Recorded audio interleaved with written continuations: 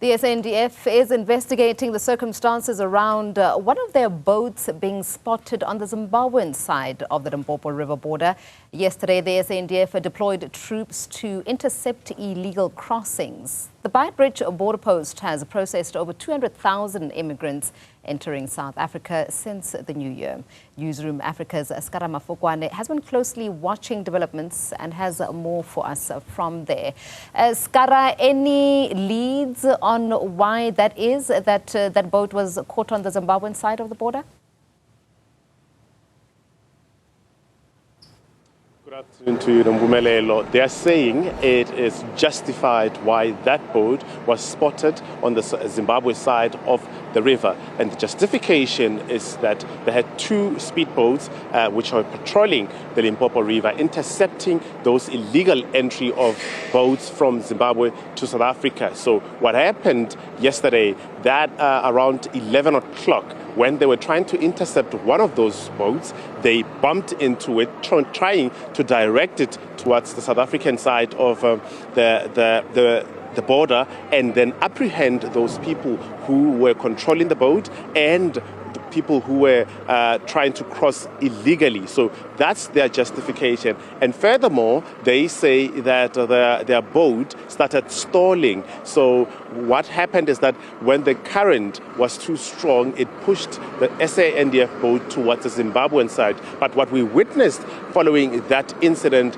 was Zimbabwean nationals hurling insults at them and throwing them with stones. And they say they did not retaliate at that point, nor did they respond to those people hurling insults at them and throwing them with stones. But we've since moved Mpumelelo and made our way to the border again at the immigration office. Remember that the BMA here controls at least 4 functions here at the border, which one of them is here.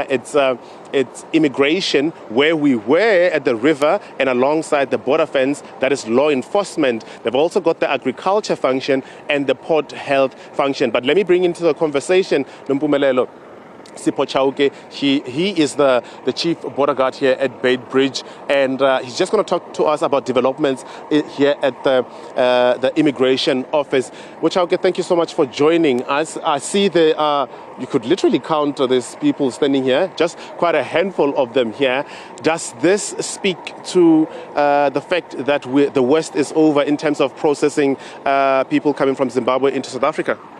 Good afternoon, Scara, and the viewers. Really, we're just thinking maybe this might be the last batch of the people who are crossing now.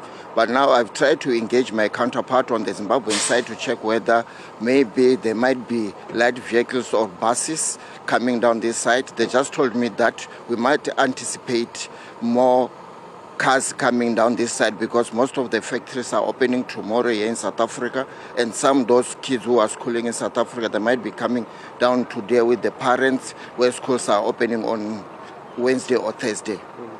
And this speaks to just the immigration office here, just one function of the BMA. How are they coping with the processing? I mean, there were at least over 20,000 on each day which have been processed during the return leg. How are your staff handling with the high number of people which they've seen in the last 2 weeks?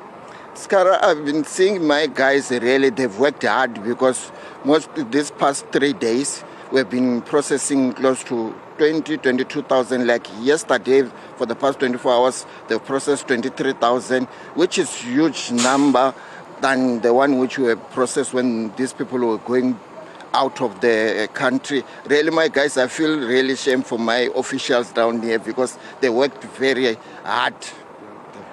Now, this is just the immigration part of it. Legal migration and illegal migration is it's still a problem. I mean, the numbers are quite high. But, yesterday we heard the president speaking about how to strengthen policies relating to the migration of people coming to South Africa looking for better job opportunities or a better livelihood. Just talk to us about the illegal side of it, where another function of BMA, which would be law enforcement, is taking place. This morning we ourselves witnessed the apprehension of 3 people who said they were going to attend a funeral in Zimbabwe. The numbers yesterday, they were at least at 27. Was there a shift in terms of that, in terms of numbers of people who were apprehended trying to cross illegally? Scara, this morning when I arrived here in the office, when I went to the law enforcement offices, when I was checking the number of undocumented, I found that the number, it has been gone high. It was 70 undocumented which were apprehended for the past 24 hours. How would you like, as the president said, they were looking into strengthening policies around immigration in South Africa. Here at the Beitbridge border post, how would you like the assistance of government in terms of strengthening your own infrastructure and law enforcement and immigration, boots on the ground and all those? If we can be given more powers of arresting, because normally here with the Zimbabweans, we just take them back to Zimbabwe. Then when they arrive in Zimbabwe, it seems as if they are not being dealt with. They have been coming back. Immediately when you arrived here, sometimes you'll be deporting one person maybe 4 to 5 times in a day. If we can be given powers that, okay, immediately when we find such person, and then we can take the person and then in the court of law, then the person can be sentenced for coming into South Africa illegally. Thank you so much, Muchauke. Thank you so much for your time. He is the chief border guard here at Beitbridge. And I'd like to pick up Nompumelelo on the last point Muchauke spoke about, that their powers here in South Africa as the BMA would be to intercept the individuals crossing illegally. What then happens, the process would be to process them in South Africa and then deport them to their counterparts in Zimbabwe. But the problem they're noticing, which we've heard of before, is that they notice that similar faces they are rearrested or intercepted again a couple of hours later. So, which begs the question, what is it in the South African, the Zimbabwean side, once these people are deported, what does law enforcement do on their side? I'll ask again my colleague to show you.